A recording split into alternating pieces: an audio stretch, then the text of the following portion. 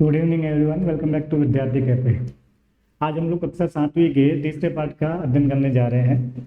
ठीक है, इससे पहले हम लोगों ने जो है इसके एक दो पार्ट और पढ़े थे हमने। आज हम लोग तीसरा पार्ट जो है उसको कंप्लीट पढ़ेंगे इसी एक वीडियो के अंदर। पाठ का एक्सप्लेनेशन भी समझेंगे, भावार्थ क्या है इसका, साथ साथ में इसके प्रश्न उत्तर की भी चर्चा करेंगे।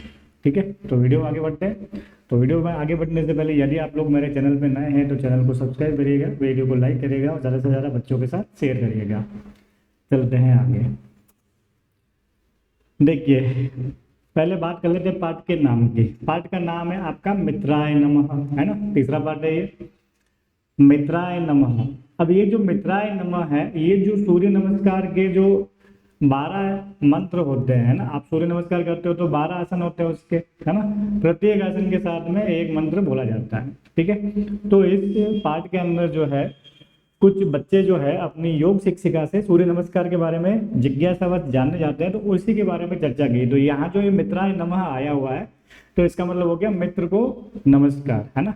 जनरली ये सारे सूर्य के पर्यायवाची है ना।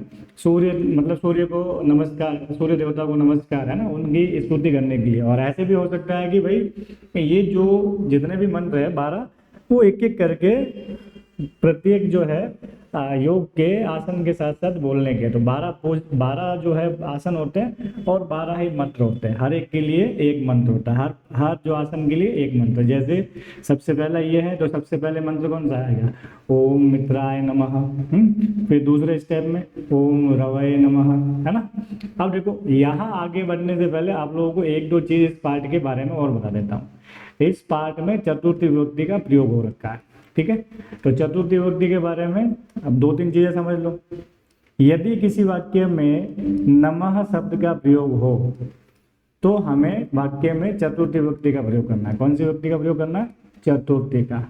अब सवाल यह आता है कि सर एक वाक्य में तो बहुत सारे सेंटेंस शब्द जो होते हैं एक वाक्य के अंदर, तो हम लोग जो चतुर्थी विभक्ति लगाएंगे किस में लगाएंगे। तो अब देखते हैं, नमः जो होता है, नमः का मतलब होता है नमस्कार। जिसको नमस्कार करने की बात कर रहे हैं उसमें चतुर्थी, है ना। जैसे गुरु शिष्य को नमस्कार करता है, सॉरी, शिष्य गुरु को नमस्कार करता है। ठीक है, तो अब शिष्य गुरु को नमस्कार कर रहा है तो जिसको नमस्कार कर रहे हैं उसमें चतुर्थी, तो गुरुवे नमः। जैसे शिव जी को नमस्कार, है ना, तो नमस्कार किसको कर रहे हैं, शिव जी को कर रहे हैं ना, तो शिव में चतुर्थी विभक्ति लगेगी। जैसे एग्जाम में सवाल आ जाता ना, नमः आ गया और ब्रैकेट में कोई शब्द दे देगा आपको, बोलेगा सही विभक्ति लगाओ, तो शिव आया हुआ क्या लगाएंगे हम लोग, शिवाय। क्यों लगाया, क्योंकि वाक्य में जो है नमः शब्द का प्रयोग होता है। तो एक चीज क्लियर हो गई कि वाक्य में अगर नमः शब्द का प्रयोग किया जाए तो हमें चतुर्थी विभक्ति का प्रयोग करना है। नंबर 2 चीज क्या हो गई, चतुर्थी विभक्ति किसमें लगाएंगे, जिसे नमस्कार करने की बात कर रहे हैं उसमें चतुर्थी। ठीक, अब साथ साथ में एक दो चीज और जान लो। ये अभी इसलिए बता रहा हूँ कि चैप्टर तो पढ़ेंगे हम लोग, लास्ट में सवाल करेंगे तब आप लोगों को ये चीज माइंड में रहेगी तो एकदम इजी काम हो जाएगा। देखो, एक धातु होती है दा। दा का मतलब होता है देना।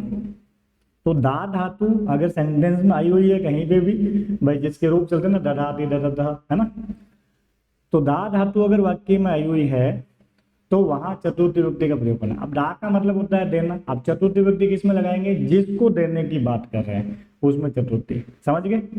जैसे पिता ब्राह्मण को दान देता है, अब दा धातु है ना देना में, अब किसको दान दे रहे हैं, जिसको दे रहे हैं ना उसमें चतुर्थी। तो ब्राह्मण को दे रहे हैं तो ब्राह्मण में चतुर्थी लगेगी। क्लियर होगी बात।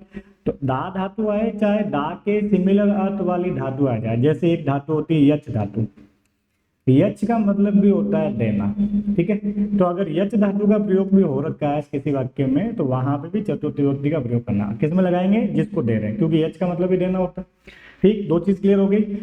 अब आगे चलते हैं। ठीक, बीच बीच में आपको बताता रहूंगा, आगे चलते हैं। देखो, कुछ बच्चे जो है आपस में बात कर रहे हैं। क्या बात कर रहे हैं, अहो योगिते। दो बच्चे है ना, ये बोल रही है योगिते, मतलब इसका नाम योगिता है ना। अहो योगिते त्वम प्रातः किम करोसि। अब त्वम अहो योगिते, अब ये जो है ना सिंबल का मतलब हो गया संबोधन वाला सिंबल, मतलब ये इसका नाम लेके बोल रहे, तो इसका नाम है योगिता, संबोधन हो गया योगिते, संस्कृत में ये, है ना। ओके, संबोधन मतलब लता शब्द याद है तो उसकी संबोधन में हे लते हे लते हे लता, तो योगिता का क्या हो गया, हे योगिते, है ना। तो आहो योगिते, कह रही है अरे योगिता, त्वम, त्वम यानी कि तुम, प्रातः किम करोसि, सुबह क्या करती हो। अब ये उत्तर दे रही है, अहम प्रतिदिनम प्रातः पित्रा सह उद्यानम गच्छामि। ये क्या कह रही है कि मैं प्रतिदिन सुबह पिता के साथ उद्यान में जाती हूँ। ठीक, फिर क्या कह रही है, उद्यान, उद्याने किम करोसि भो, उद्यान में क्या करती हो। अब ये क्या कह रही है, अहम तु भ्रमणम करोमि, तू का मतलब होता है तो, ठीक, तो इसका मतलब हो गया अहम तो भ्रमणम करोमि, मैं तो भ्रमण करती हूँ, किंतु बहवः जनाः तत्र व्यायामम योग योगासनानि च कुर्वन्ति। अब लेकिन बहुत सारे लोग जो है तत्र यानी वहां, व्यायाम यानी कि कसरत करते हैं, एक्सरसाइज करते हैं और योग करते हैं। अहो योगासनानि वयम अपि ज्ञातुम इच्छामः। अब ये कह रहे अरे योगासन वयम अपि ज्ञातुम इच्छामः, हम भी जानना चाहते हैं। तरही, तरही का मतलब हो गया तो फिर, तरही का मतलब क्या हो गया, तो फिर, है ना। वयम योग शिक्षिकायाः समीपम गच्छामः, हम जो है योग शिक्षिका के पास जाते हैं। सर्वे उत्साहेन योग शिक्षिकाया समीपम गच्छन्ति, सभी उत्साह से योग शिक्षिका के पास जाते हैं। अब यहाँ एक आध बात और सीखते जाते हैं, जैसे इंक क्लियर कर लेता हूँ पहले ताकि आपको समझ में आ जाए मैं बात किसकी कर रहा हूँ। जैसे यहाँ देखो एक सेंटेंस दिया हुआ है, इसमें पित्रा में तृतीय विभक्ति का प्रयोग हो रखा है, ठीक है। पित्रा में कौन सी विभक्ति आई हुई है, तृतीय विभक्ति आई हुई है। अब थोड़ा और समझ लेते हैं, एक ब्लैंक पेज ले लेते हैं। यहाँ देखो, अगर किसी वाक्य में सह, साकम, सार्धम या फिर समम शब्द का प्रयोग हो रखा हो, है ना, कौन कौन से, सह, साकम, सार्धम या समम, ठीक है, इनमें से किसी का भी प्रयोग हो रखा हो, इन सभी शब्दों का मतलब होता है के साथ। हिंदी में अगर अनुवाद करेंगे तो के साथ वर्ड इनके हिंदी अनुवाद के लिए प्रयोग होता है। तो कौन कौन से शब्द है, सह, साकम, साधम, समम। अगर इनमें से किसी भी शब्द का वाक्य में प्रयोग हो तो इन शब्दों के योग में वाक्य में तृतीय विभक्ति का प्रयोग होता है। कौन सी विभक्ति का प्रयोग होता है, तृतीय विभक्ति का। अब फिर से वही सवाल, जैसे नमः के लिए चतुर्थी विभक्ति का प्रयोग होता है, वैसे ही ये जो शब्द मैंने बताया इनके लिए तृतीय विभक्ति का प्रयोग होता है। सवाल सेम है कि तृतीय विभक्ति किस में लगाएंगे, बहुत सारे शब्द होते हैं एक वाक्य में। तो सह, साकम, साधम, समम का मतलब होता है के साथ, तो जिसके साथ होने की बात करें उसमें तृतीया। जैसे अगर हिंदी से संस्कृत में सेंटेंस बनाना है कि राम लक्ष्मण के साथ वन में गए, तब इस सेंटेंस में देखो शब्द कौन कौन से आ गए, राम आ गया, है ना, राम आ गया, लक्ष्मण, है ना, वन, ठीक। तो अब ये जो शब्द दे रखे हैं इस वाक्य में, तो तृतीय विभक्ति जब अनुवाद करेंगे संस्कृत में तो किस में लगाएंगे, क्योंकि के साथ आया हुआ, के साथ के लिए तो सह आएगा, और सह आएगा तो तृतीय विभक्ति का प्रयोग करना है। तो जिसके साथ होने की बात कर रहे हैं उसमें तृतीय। तो राम लक्ष्मण के साथ वन गए, तो किसके साथ गए, लक्ष्मण के साथ, तो लक्ष्मण में तृतीय विभक्ति लगाएंगे। तो जब अनुवाद होगा ना तो लक्ष्मण की जगह क्या लिखेंगे, लक्ष्मणेन। क्यों किया तृतीय, क्योंकि वाक्य में सह का प्रयोग हो रखा है। वैसे ही यहाँ देखो, यहाँ सा आया हुआ है, तो ये जो पित्रा है ना, वो पितृ शब्द की तृतीय विभक्ति का एक वचन होता है, ठीक है। अब यहाँ तृतीय क्यों हुई, क्योंकि वाक्य में सह का प्रयोग हो रखा है। तो दो चीजें सीख ली, दो उपपद हो गए ना, विशेष पद ना, नमः के लिए चतुर्थी विभक्ति लगती है, सह, साकम, साधम, समम के लिए तृतीय विभक्ति का प्रयोग होता है। ओके, अब देखते हैं अपनी योग शिक्षिका के पास जाके क्या बात करते हैं। ओके, नेक्स्ट स्लाइड में देख लो, ये चैप्टर दे रखे हैं उसका मैंने थोड़ा सा इमेज वगैरह क्रिएट करके बनाया है। ओके, सीक्वेंस यही रहेगा, है ना, जो दिख रहा है हम लोगों को। छात्राः नमो नमः आचार्य, यानी कि आचार्य यानी कि जो फीमेल है ना, ये लेडी शिक्षिका, आचार्य संबोधन है ये, है ना, इसको आचार्य बोल के करके संबोधित कर रहे हैं कि आचार्य नमो नमः, नमो नमः मतलब नमस्कार। ओके, आचार्य रिप्लाई दे रही है, शुभम भवतु उपवेशन्तु सर्वे। शुभम भवतु यानी कि तुम्हारा कल्याण हो, शुभ हो, उपवेशन्तु सर्वे, सभी बैठ जाओ, उपवेशन्तु यानी बैठो, सर्वे यानी सभी। छात्र बोल रहे हैं, आचार्य किम अद्य भवान अस्मान योगासनम शिक्षयति। क्या, किम यानी क्या, अद्य का मतलब हो गया आज, है ना। अद्य मतलब क्या हो गया, आज हो गया। अद्य का मतलब हो गया आज, ठीक है। अब इससे रिलेटेड कुछ शब्द देख लेते हैं। एक शब्द होता है ह्यः, ह के अंदर यह मिला, हा आधा है, ठीक है।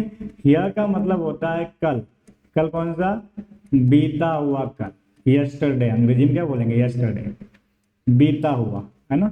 ह्यः मतलब बीता हुआ कल।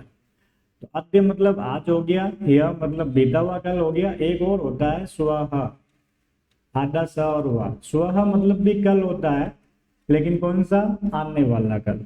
आने वाले कल को अंग्रेजी में क्या कहेंगे, टुमारो, आने वाला, है ना, आने वाला कल।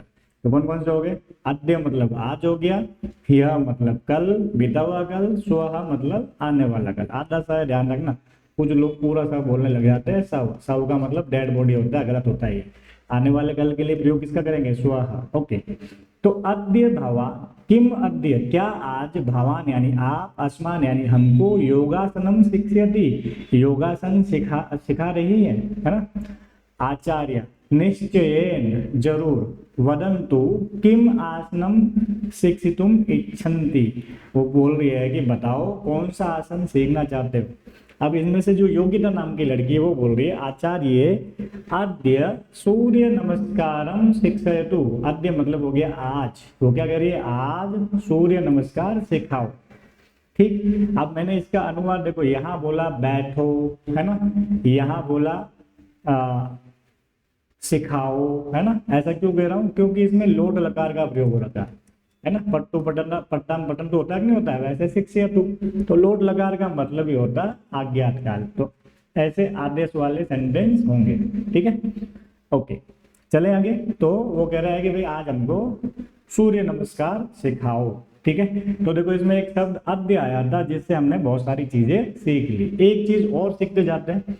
देखो यहाँ नमो लिखा है, यहाँ नमः लिखा है ना, दिख रहा है। क्या है, दोनों अलग अलग। मैं एक व्हाइट पेज ले लेता हूँ, यहाँ देखो, एक लिखा हुआ है नमो और एक लिखा है नमः। क्या ये दोनों अलग अलग है, ठीक है। तो ये दोनों सेम ही है, ये नमः प्लस नमः, है ना। तो जब नमः प्लस नमः है तो फिर यहाँ वाक्य में प्रयोग में नमो नमः क्यों लिखा हुआ है। तो ध्यान दो, आप लोगों ने संधियां देख रखी होगी। तो विसर्ग संधि में 3 संधि होती है ना, सत विसर्ग संधि होती है, उत विसर्ग संधि होती है, ऋतु विसर्ग संधि होती है, ठीक है। तो जिन्होंने संधि नहीं समझी है तो मेरी प्लेलिस्ट में जाके विसर्ग संधि का जो है वीडियो देखोगे तो जो मैं बात बता रहा हूँ समझ में आ जाएगी, ठीक है। तो सत विसर्ग संधि का ही नियम सिखाया है मैंने, और एक नियम से तीनों संधि होती है। मैं फटाफट यहाँ एक रिवाइज कर देता हूँ ताकि आपको ये बात समझ में आ जाए।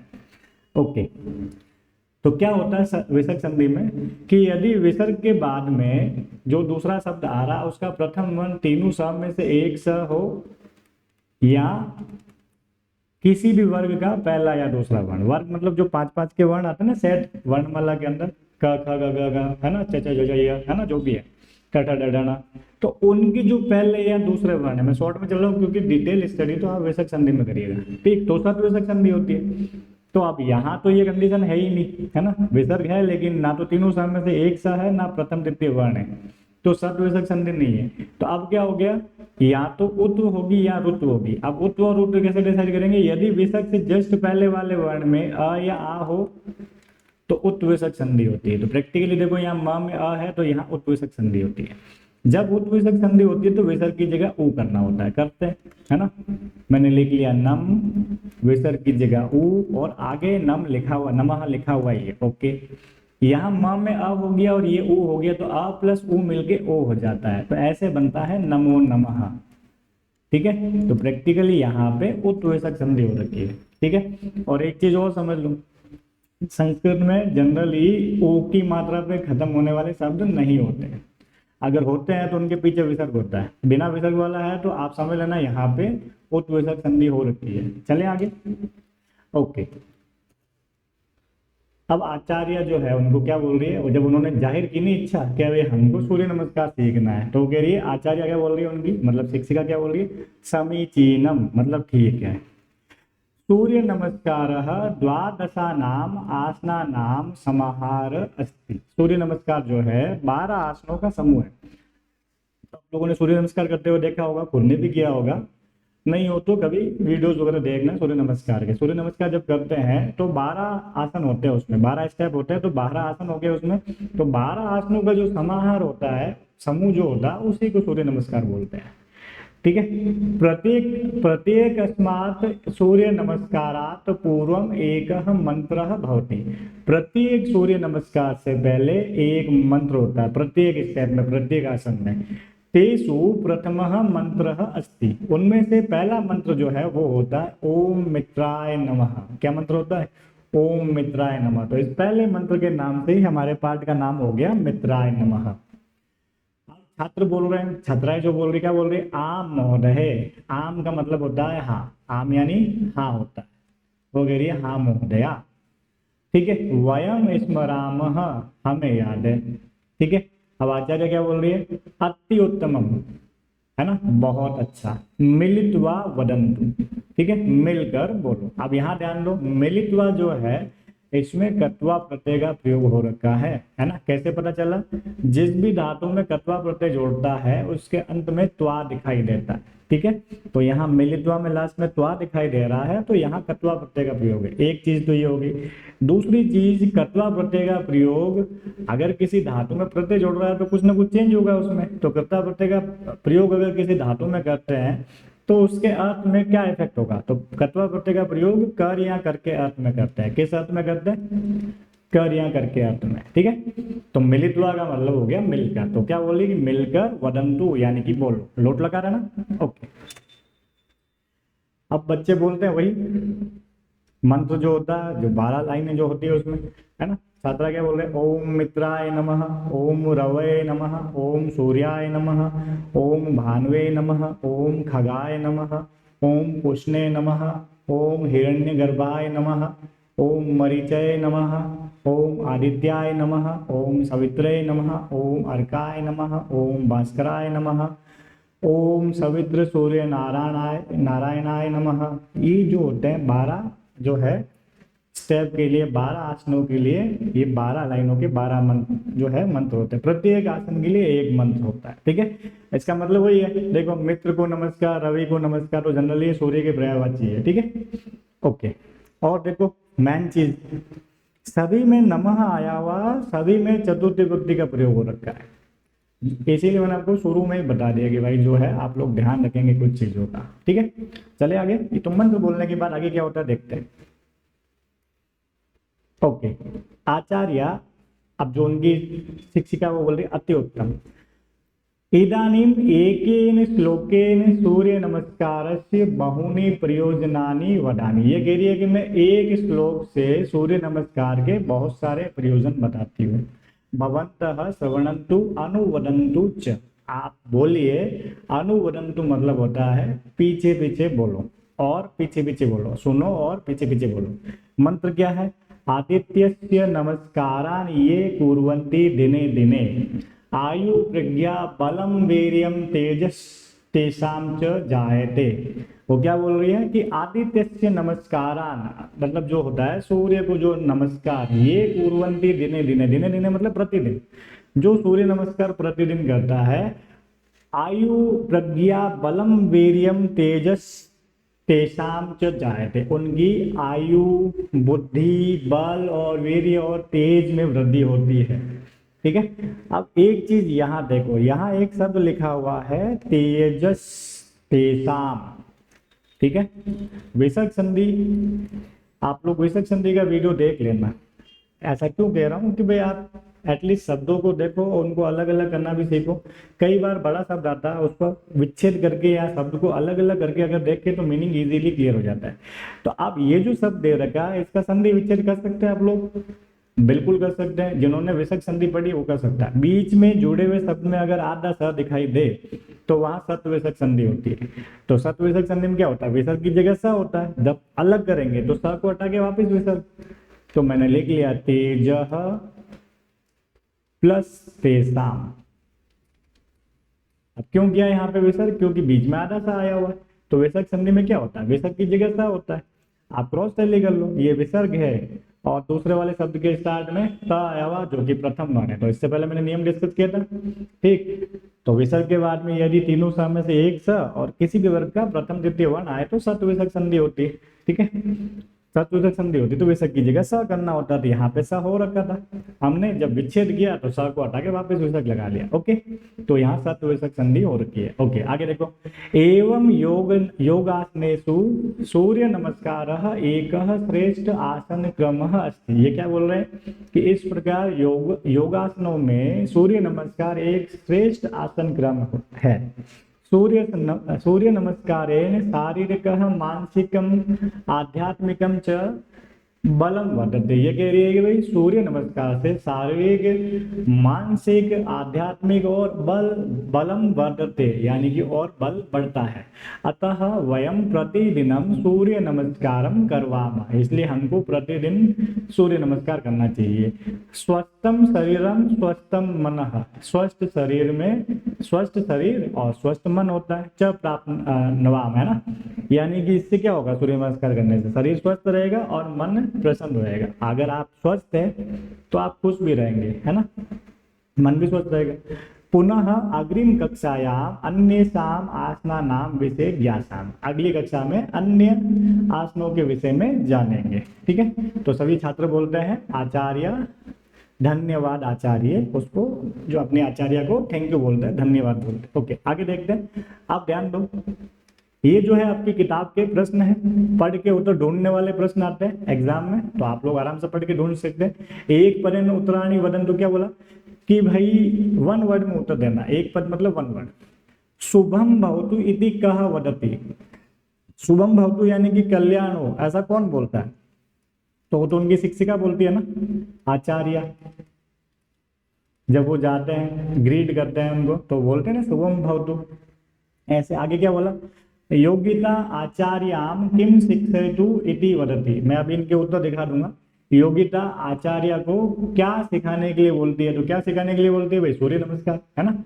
आगे देखो क्या लिखा है, सूर्य नमस्कार कति नाम आसना नाम समाहार अस्ति। सूर्य नमस्कार कितने आसनों का समाहार है, समूह है भाई, 12 का, 12 आसन होते हैं ना उसमें, तो 12 आसनों का समूह। अभी उत्तर में रिटर्न में दिखा दूंगा, पहले समझते जाओ, ठीक है। तो ये उत्तर ढूंढने आपको क्या कह रहा है, केशु सूर्य नमस्कार श्रेष्ठ, किन में सूर्य नमस्कार श्रेष्ठ है, तो जितने भी आसन है उनमें सूर्य नमस्कार श्रेष्ठ है।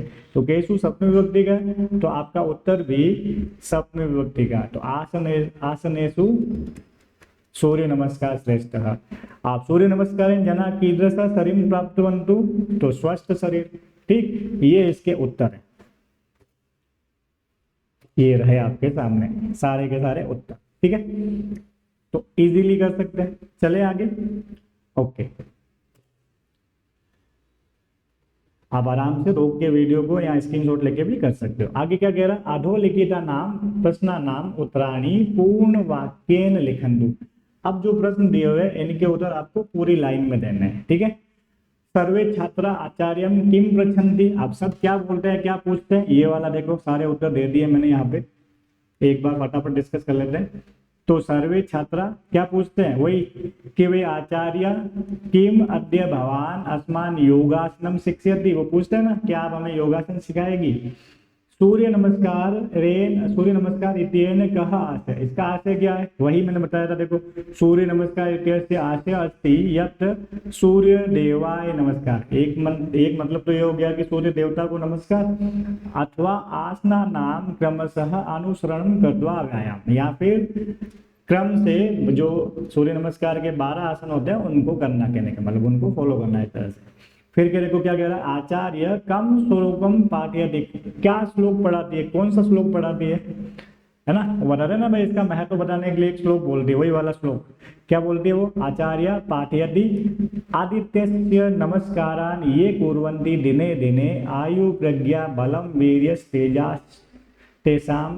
तेजस तेसाम च जायते, है ना। यही तो मंत्र पढ़ती है, यही तो श्लोक पढ़ती है कि भाई जो रोज सूर्य नमस्कार करता है उसकी आयु बुद्धि बल में वृद्धि होती है ना।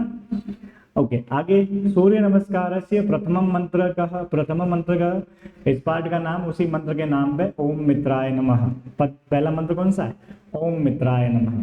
आगे वो क्या कह रहा है? सूर्य नमस्कार सूर्य नमस्कार कीदृशम बल वर्धते, ये वाला बल बढ़ता है ना। सूर्य नमस्कार शारीरिकम मानसिकम आध्यात्मिकम च बलम वर्धते, शारीरिक मानसिक और आध्यात्मिक।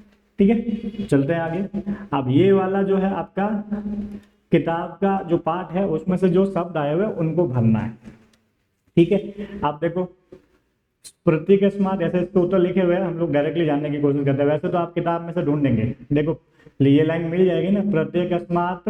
अब इसमें पंचमी है ना, इसके साथ सूर्य नमस्कारात आ जाएगा। किताब में ढूंढोगे तो वही लाइन होगी, सूर्य नमस्कारात। ठीक है, ढूंढ के भरना है, फिर भी देखना चाहो तो फटाफट देख लेते हैं। ठीक है, शुरू में आया था इंट्रोडक्शन में,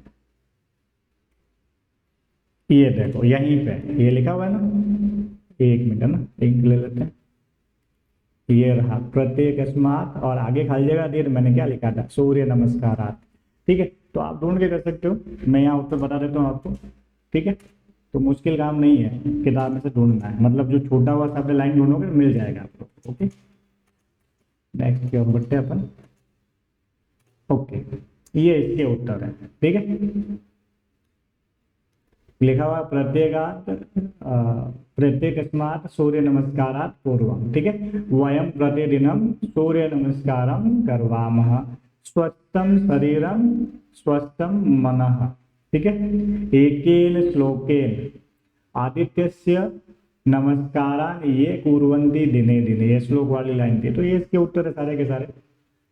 ठीक है, चलते हैं आगे।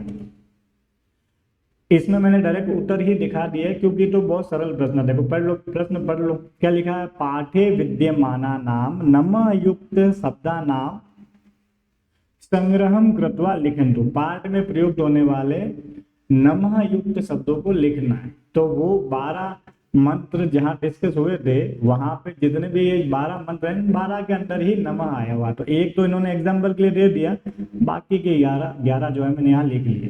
तो आप उस मंत्र में से डायरेक्ट लिख सकते हैं। ठीक है, चले आगे। ओके, अब देखो ये सवाल जो है हम लोग पहले समझते हैं, फिर आप लोगों को उत्तर बता दी जाएंगे। क्या लिखा हुआ?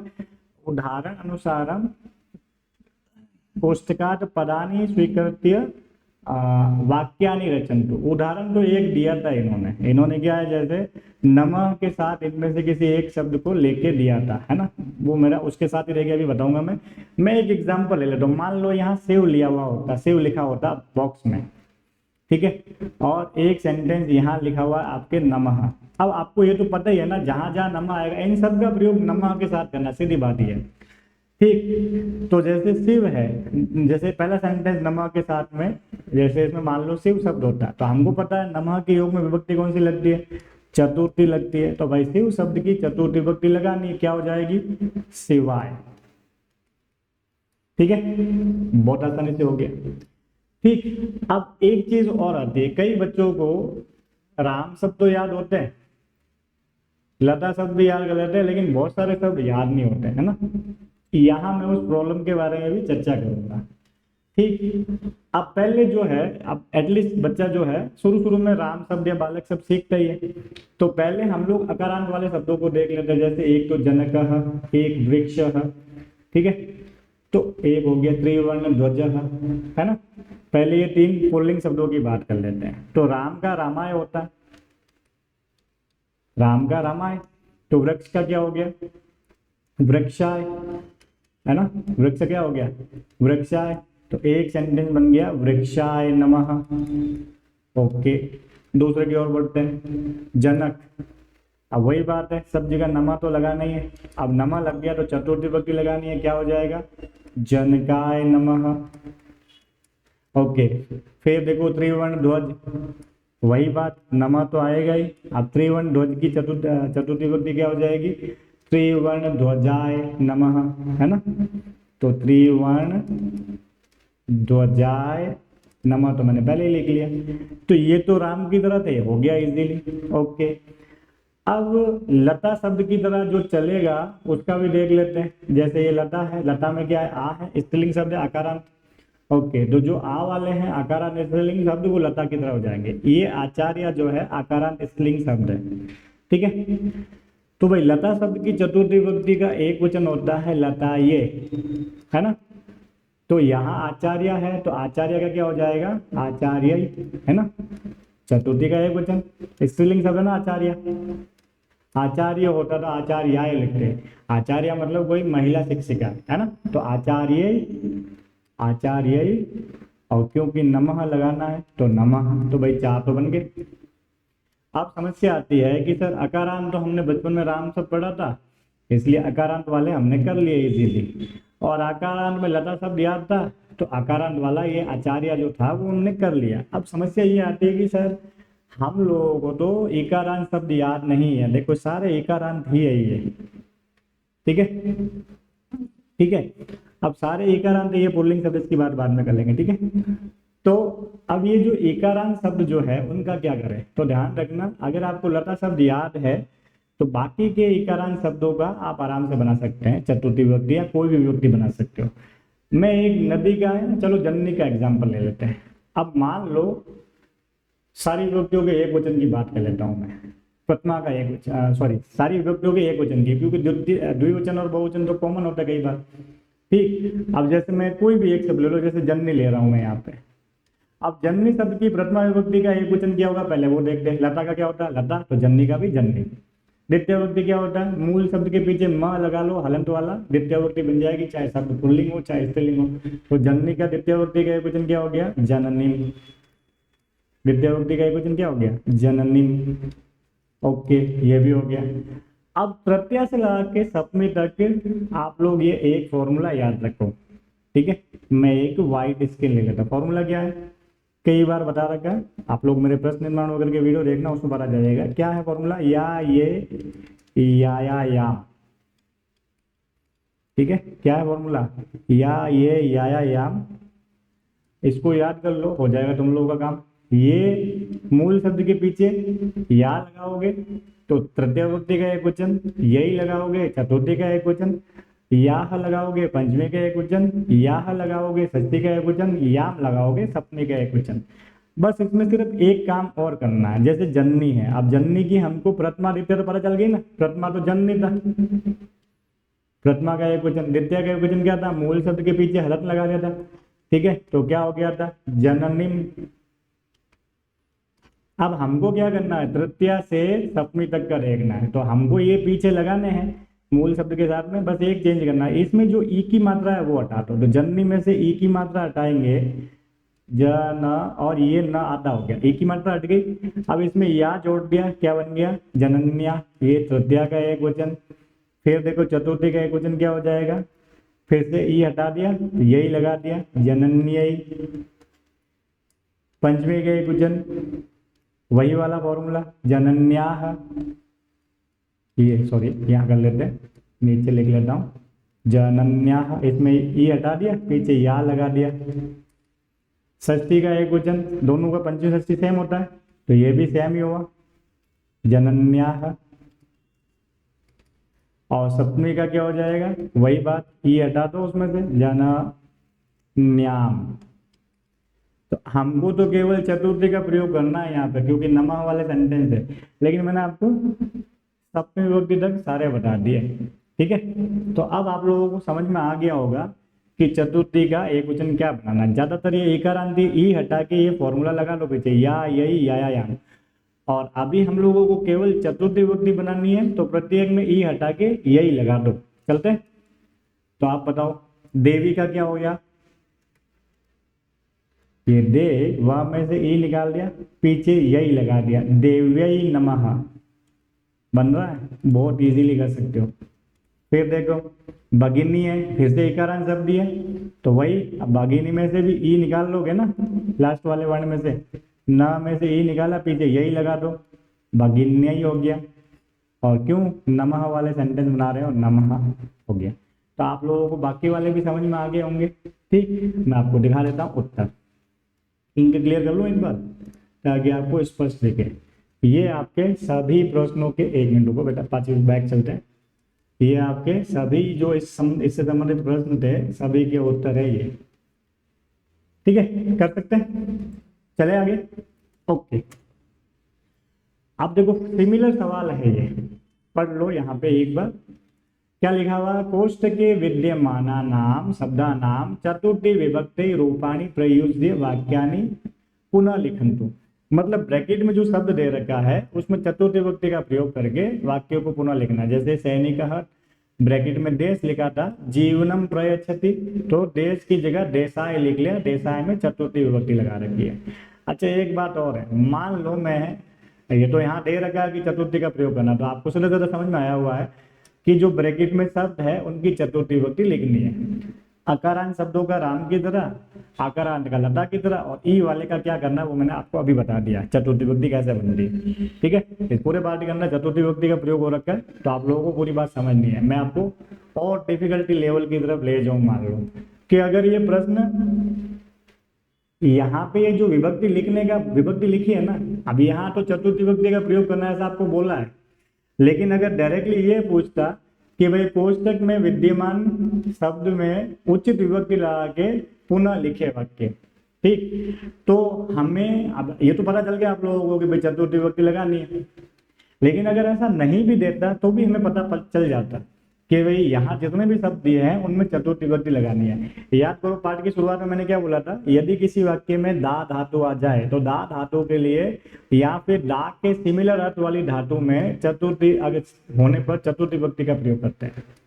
ठीक है, तो अब यहाँ देखो प्रत्येक सेंटेंस के अंदर दा धातु का प्रयोग हो रखा है, प्रत्येक सेंटेंस में। और ये जो था इसमें यच धातु का प्रयोग हो रखा है। तो मैंने बताया ना, दा हो चाहे दा का सिमिलर अर्थ वाला धातु हो, हमको चतुर्थी विभक्ति का प्रयोग करना है। तो यच का मतलब भी देना होता है, तो इसलिए यहाँ पे सभी जगह चतुर्थी विभक्ति का प्रयोग करना है। ठीक, याचक अकारांत शब्द है, याचक की चतुर्थी विभक्ति क्या हो जाएगी, याचकाय।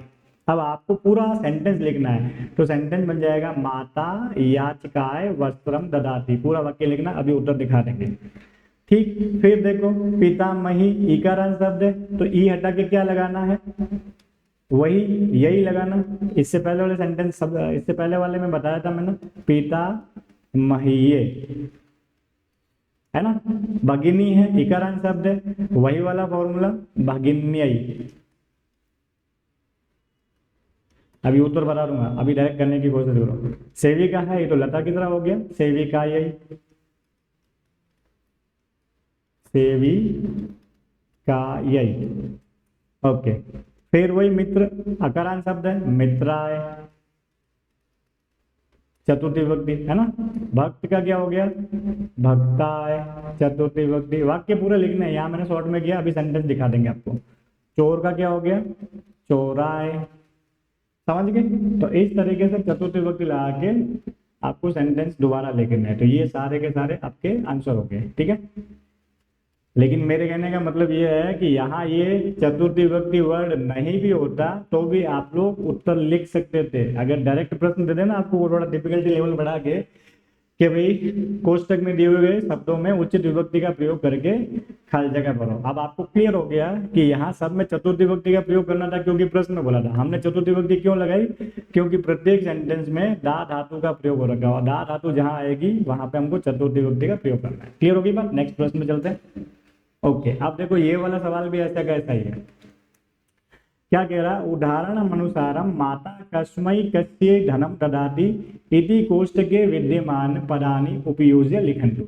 माता किसको धन दे रही है, तो पहले एक सेंटेंस लिखते हैं। देखो सेंटेंस, प्रत्येक सेंटेंस में कर्ता कौन हो गया, माता, क्योंकि माता दे रही है। अब देखो यहाँ हमको बता भी दिया धन दे रही है, तो ये भी क्लियर हो गया कि धन देती है, धनम ददाति। दो ये चीजें क्लियर होगी। तो अब हमको केवल ये जो शब्द है वो वाले बीच में लगा लगा के वाक्य बनाने हैं, ठीक। अब सवाल वही चीज है कि आपको बोला है कि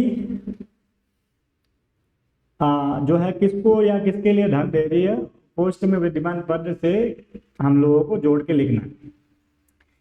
अब ये जो शब्द दे रखे हैं, आप मान के चलो ना, जब भी संस्कृत में लिख रहे हो तो कोई ना कोई विभक्ति लगा के लिखेंगे ना इनको, है ना। विभक्ति कौन सी लगाएंगे, तो आप देखो फिर से वही चीज, दा धातु आया तो कौन सी विभक्ति लगाएंगे, चतुर्थी विभक्ति लगाएंगे। मतलब क्या हो गया, ये जितने भी शब्द दे रखे हैं इनमें चतुर्थी विभक्ति लगा लगा के अलग अलग वाक्य बनाने हैं। ठीक, ओके।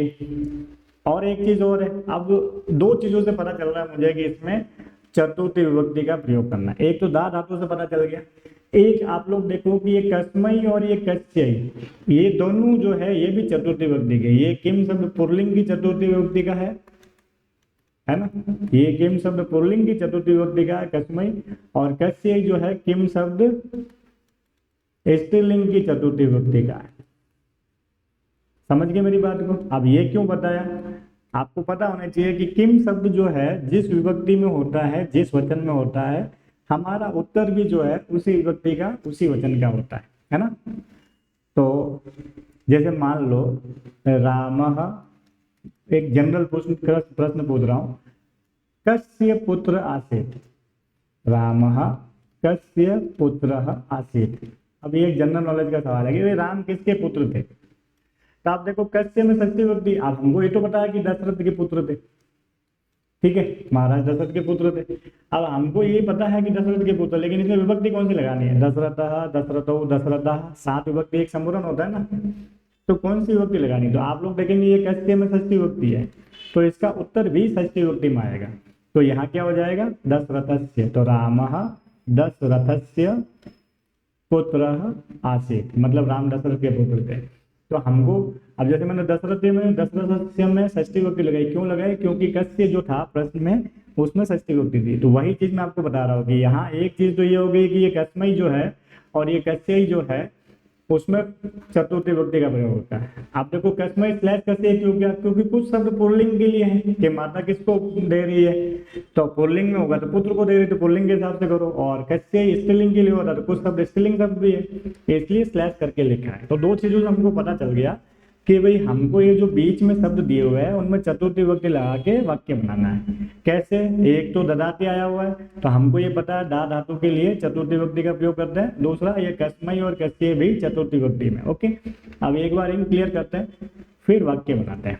ओके, तो कुछ तो कॉमन हो गया, माता, प्रत्येक का कर्ता कौन हो गया, माता। यहाँ वो शब्द आएगा जिसमें चतुर्थी विभक्ति लगानी है, और यहाँ फिर धनम ददाती यानी कि धन देने की बात कर रहे हैं तो यहाँ धनम ददाती लिख लेते हैं। एक सेंटेंस में बता रहा हूँ, आपको पूरा आइडिया हो जाएगा। और बता दूंगा पूरा, उत्तर तो बतानी है। तो माता खाली जगह धनम ददाती। अब पुत्री लिखा है तो पुत्री शब्द की चतुर्थी विभक्ति इकारांत शब्द है, ई हटा के यही लगा लो, क्या हो गया, पुत्र्यई। ओके, तो माता पुत्र्यई धनम ददाती। अब दूसरा देखो, माता फिर खाली जगह छोड़ो, धनम ददाती। दूसरा सेंटेंस, जो जितने वर्ड है उतने सेंटेंस बनेंगे। कितने, 1 2 3 4 5 6 सेंटेंस बनेंगे, ठीक है, ददाती। तो आप देखो पुत्र है तो राम की तरह, राम की रामाय होती है तो पुत्र की क्या हो जाएगी, पुत्राय। नेक्स्ट, पाचिका स्त्रीलिंग शब्द है तो क्या हो जाएगा, माता पाचिकाए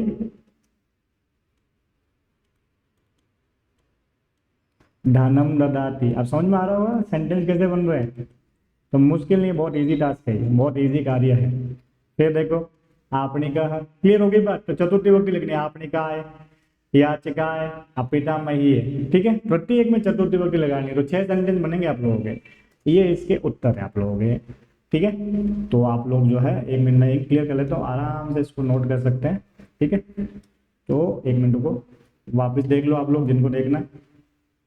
तो ये इसके उत्तर थे। अब ये उत्तर बने कैसे वो समझ में आ गया होगा। प्रत्येक में चतुर्थी विभक्ति लगी है, क्यों लगी है, क्योंकि प्रत्येक सेंटेंस में दा धातु का प्रयोग होना है, ठीक है। क्रिया कॉमन है, कर्ता कॉमन है, बीच में जो शब्द है उनको हमने लिखा है, ठीक है, वो भी उचित विभक्ति लगा के। तो आपको डायरेक्ट पूछे तो भी कर सकते थे, ठीक है।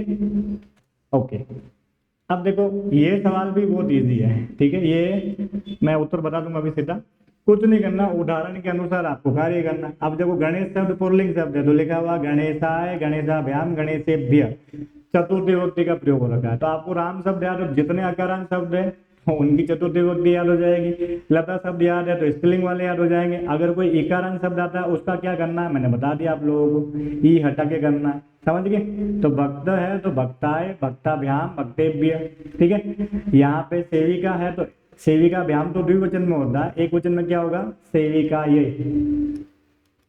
क्या हो जाएगा एक वचन में, सेविका यही, ठीक है। सेविकाभ्याम, सेविकाभ्य, ठीक। तो कहने का मतलब पुल्लिंग को पुल्लिंग के अनुसार चतुर्थी विभक्ति में करना है और स्त्रीलिंग को स्त्रीलिंग के अनुसार चतुर्थी विभक्ति का करना है, ठीक है।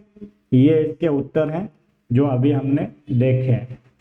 देख के ना करो तो ज्यादा अच्छा है, अगर आप लोग शब्दरूपों को याद करके करोगे तो ये सवाल आप लोग बिना देखे कर सकते हो, किसी की हेल्प करने की जरूरत हमको नहीं है, बहुत ईजी काम था, ठीक। तो ये जो थे इस पार्ट के प्रश्नोत्तर थे, आई होप आप लोगों को समझ में आए होंगे, ठीक है।